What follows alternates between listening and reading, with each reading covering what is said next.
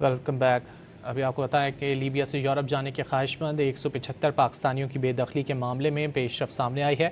तमाम डिपोर्ट अफराद और एजेंटों के खिलाफ 48 मुकदमा दर्ज करते हुए इंक्वायरियाँ शुरू कर दी गई हैं। मजीद जानेंगे डॉन न्यूज़ के नुमाइंदे ताहिर नसीर से। ताहिर बताइए।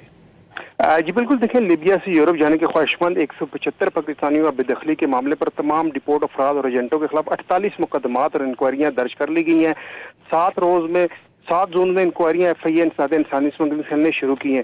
गुजरावाला में 24 मुकदमा दर्ज, 49 डिपोर्टिस के साथ 37 एजेंट्स भी नामजद। इस्लामाबाद और कोहाट में 73 नौजवानों और एजेंटों के खिलाफ 9 मुकदमा दर्ज किए गए हैं। इस तरह फैसलाबाद में 3 मुकदमा दर्ज, 24 डिपोर्टिस और 11 एजेंटों को नामजद किए गए। वतन वापस आने आए 9 शहरियों और 11 एजेंटों के खिलाफ लाहौर में 2 मुकदमा दर्ज है। पेशावर और कराची में एक मुकदमा, 44 डिपोर्टीज और 26 एजेंट नामजद है।